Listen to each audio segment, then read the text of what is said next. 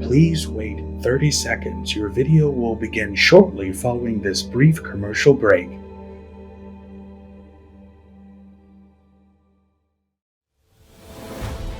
Are you tired of being overcharged and forced into paying a monthly subscription for your Mac and Windows software? Well, if you are, currently we're having a 50% off discount on all the latest Mac and Windows software, such as AutoCAD, SolidWorks, Photoshop, Microsoft Office, and much more. Our 50% off discount will be ending soon, so be sure to text us "Need Software" to 818-217-0380. That's 818-217-0380. Hey friends, so Ableton just announced Live 12, and I'm going to show you some of my favorite features. Ableton sent me the beta a while ago, and I've had a chance to play around a little bit, and there is a lot to chew on here, so let's check it out. Okay, so to me, the last update to 11, it felt to me as if they were just catching Ableton up to modern DAW standards.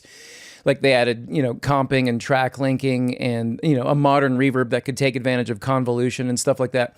But to me, the Live 12 update feels like a real significant update. And it's not just to the sonic possibilities here, but the utilitarian quality of life features that I'm really stoked about. So let's check out some of those first. Now here I am in arrangement view, and check this out. Bam. Now we can use the track controls in one view, right? So I'm in arrangement view, but I can still see the track controls down here, and that's just really useful to me. I love that. Something else that's really cool is that if you go back to session view, you'll notice that there's these little bars down here, and I can actually click this button, and now I can resize the piano roll and look at the devices at the same time. This is just such a significant thing, and since I've been using Live 12, going back to Live 11 feels really obnoxious to me because I just love the ability to be able to look at these views at the same time. So you really have a flexible interface here, and it's really cool.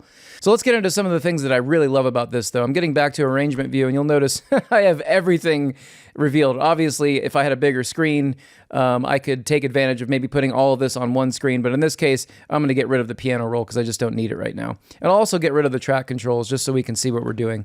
I've got this little jam set up here, and I'm going to show you the next couple things. I'm using Meld, which is their new synthesizer, and this thing's pretty cool. It's bitimbral, meaning that there's two completed synth paths, if you will, that have an oscillator section, an envelope, an LFO modulation section, a matrix that goes into a filter, and then gets summed together over here. So this is the sound that I've made with Meld by itself. Check it out.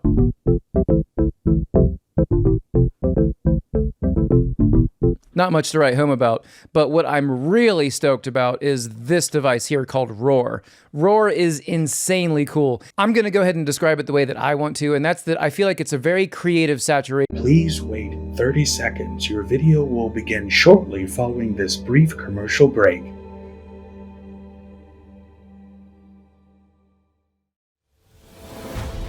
Are you tired of being overcharged and forced into paying a monthly subscription for your Mac and Windows software? Well, if you are, currently we're having a 50% off discount on all the latest Mac and Windows software, such as AutoCAD, SolidWorks, Photoshop, Microsoft Office, and much more. Our 50% off discount will be ending soon, so be sure to text us "Need Software" to 818-217-0380. That's 818-217-0380. Tool. You can use this to make some incredible sounds. Take a listen to what this Roar does. I'm going to go ahead and turn off this filter just for now, and you can check out what it's doing.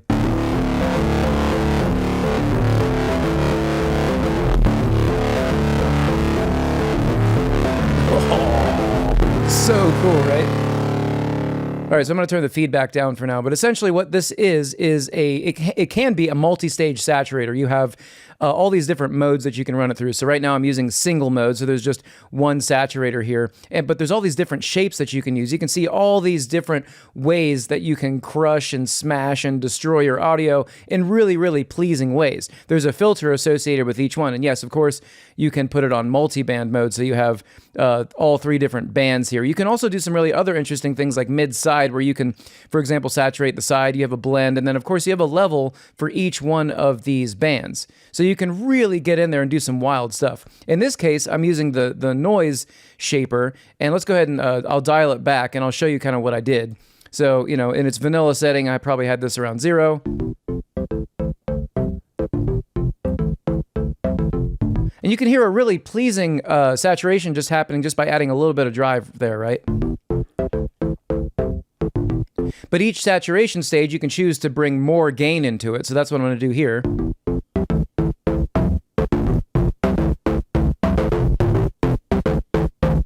Maybe we'll go ahead and listen to some of these other ones. Here's soft sine.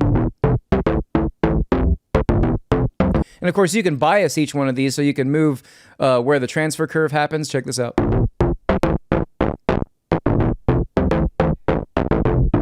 So lots of destruction potential there. Let's go ahead and listen to the tube preamp, which I've really enjoyed this one.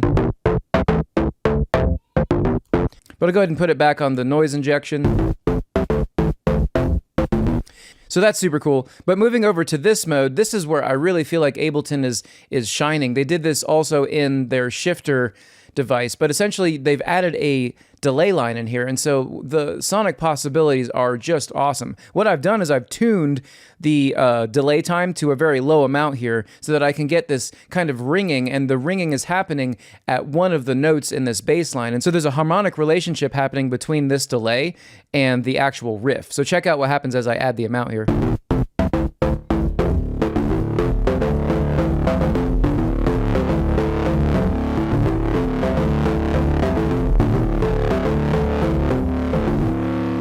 Oh, I just love it. And so you can tune this to different notes. Let's try a different note here.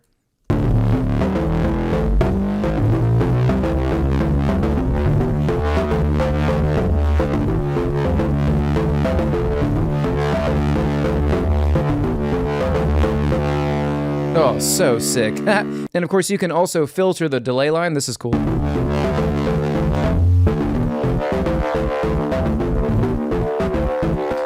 And of course, if you do this, you may need to retune the delay.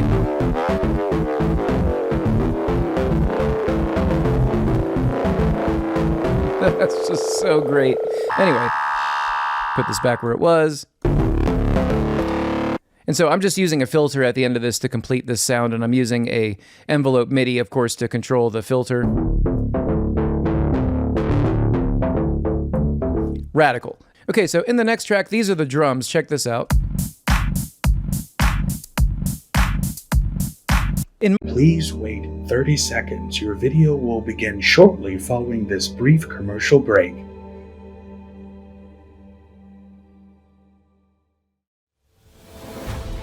Are you tired of being overcharged and forced into paying a monthly subscription for your Mac and Windows software? Well, if you are, currently we're having a 50% off discount on all the latest Mac and Windows software, such as AutoCAD, SolidWorks, Photoshop, Microsoft Office, and much more. Our 50% off discount will be ending soon, so be sure to text us "Need Software" to 818-217-0380. That's 818-217-0380. In my opinion, the kick drum is kind of obnoxious. It's got this like tail to it. Take a listen. I like the punchiness, but not so much the tail. Back in the day, the way that you would swap a sample out is you just click on this hot swap, and you can still, of course, use this feature, but something that's really amazing about Live 12 is they've implemented a sort of machine learning algorithm that can listen to all the samples in your sample library and choose what they're calling similar sounds. So sounds that have similar sonic profiles to them, such as maybe how long they last or the frequency content in them. And the way that you do that is you just right-click on the sample and you choose Show Similar Files. And now if I scroll up to the top, we can see this little line start to appear. And if I get all the way to the top, this is what Ableton has determined some of these other samples that I have that sound similar to this first one, so we can listen to them. So these two kicks are great. They're both very punchy, and they don't have that really annoying tail on them, right? So I'll just go ahead and hit enter on this one. Bam, and it's put into the rack, and now I can go ahead and listen to this.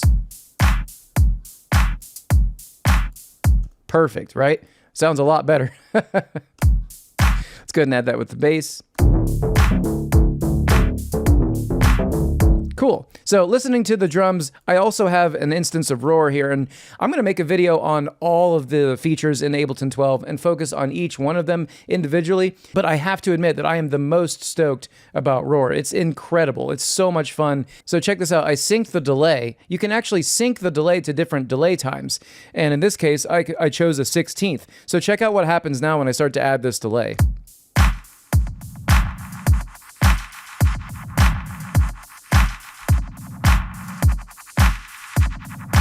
Super cool, right? Now, you might hear it coming in and out. That's because I'm also using this really rad envelope follower that's within the modulation controls, right? So you have different LFOs, and you even have a kind of like sample and hold noise section, right? But essentially what's going on here is in this envelope, in the matrix, I have it so that the feedback amount is getting turned down whenever there's an actual signal in the envelope. You can watch it happen right here.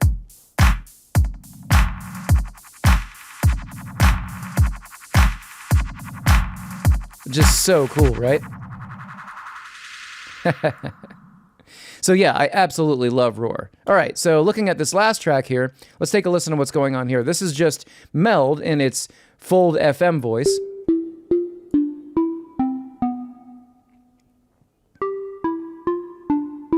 And so I really like Meld. Meld is an incredible tool here. And essentially, I feel like this is Ableton's play at trying to enter into the world of setting up oscillators to do really complex things, but not have to make it so that you have to think about that. Essentially, all of the different algorithms here in the oscillator section are different synthesis techniques that are kind of boiled down to very simple controls. There's an amount and a shape to each one of these, and of course you can tune them. But essentially this is what's called the Fold FM, and as I add shape, we're adding harmonics here.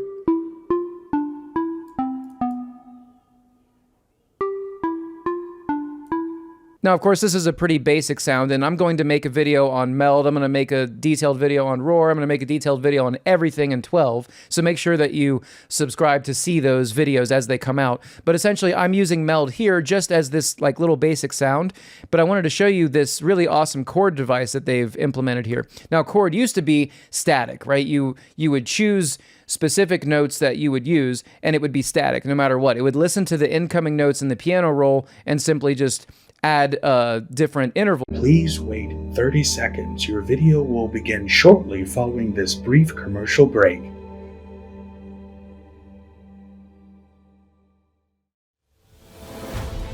Are you tired of being overcharged and forced into paying a monthly subscription for your Mac and Windows software? Well, if you are, currently we're having a 50% off discount on all the latest Mac and Windows software, such as AutoCAD, SolidWorks, Photoshop, Microsoft Office, and much more. Our 50% off discount will be ending soon, so be sure to text us "Need Software" to 818-217-0380. That's 818-217-0380. To that. But what's cool about Ableton 12 is that if you'll notice up here, each clip can have a tuning associated with it. And inside of Meld, there's this really handy little thing called Use Current Scale. So because I'm in C major, and I'm using the scale feature here, if I turn on chord, essentially this is going to shift the intervals up and down in this chord to the different notes that are associated in this chord. So check this out.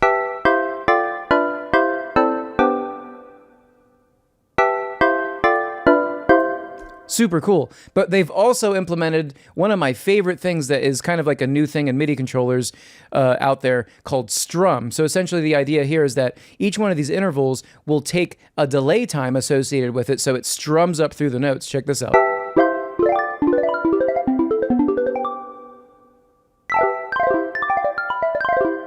So let's go ahead and listen to this in context.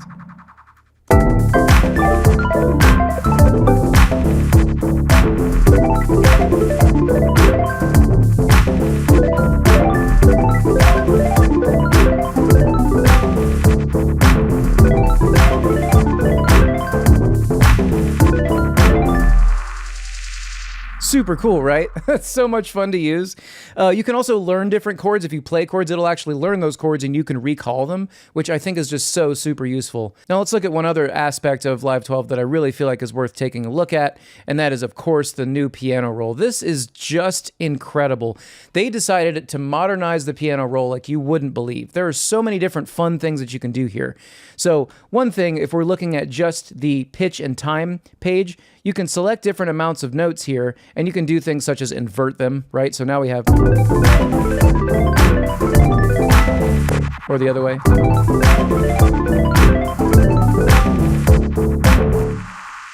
And so you can see all these really handy controls that are hanging out right here. You can also humanize the notes. So let's humanize this a lot so you can see the big difference. But you can see that you can just kind of move the notes around and make it more, I don't know, human. So maybe if you're putting notes in with a mouse, hitting humanize will kind of help you get more of a feel going on with it. Really, really cool stuff. You can reverse and forward the riff. I mean, it's just awesome. So you select an area of time, and then these controls do these different things to this. Now, something else that's really great is you can lock the piano roll to a scale. So if you have a scale associated with the clip that you're working with, all of these controls will associate themselves with the actual notes within the scale that you're working in. So if we go to this next tab, transform, we can arpeggiate the notes and we can actually see them populate in the piano roll. So for example, I'll hit transform and you can see that we've now arpeggiated this to a crazy degree. I'm going to go ahead and go back to the track and I'm going to turn off chords so we can hear. So going back to the piano roll, you can now see that we have an arpeggiated.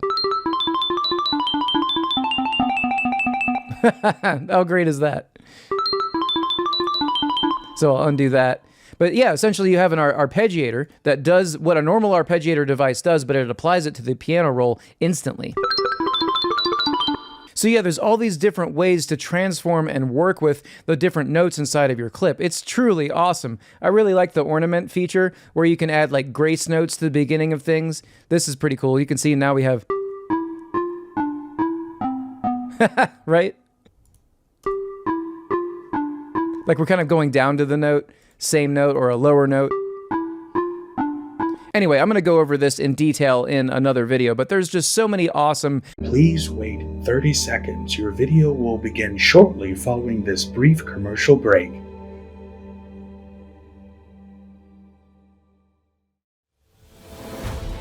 Are you tired of being overcharged and forced into paying a monthly subscription for your Mac and Windows software? Well, if you are, currently we're having a 50% off discount on all the latest Mac and Windows software, such as AutoCAD, SolidWorks, Photoshop, Microsoft Office, and much more.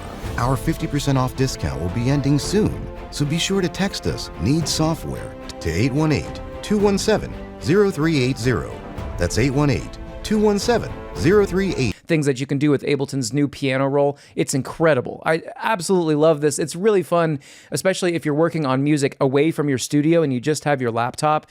I travel a lot. Using these transformations can make music really fun to generate and create without an instrument in front of you. And I just really think this is just a fun little addition and really modernizes Ableton in its piano roll. All right, so my thoughts on Ableton 12. This is a very robust update, and I think that Ableton has reacted to the demands and wishes of their user base. I also think, though, that we're living through a time where companies are incentivized to have a very rapid and tight release schedule in order to compete with the aggressive and highly competitive market.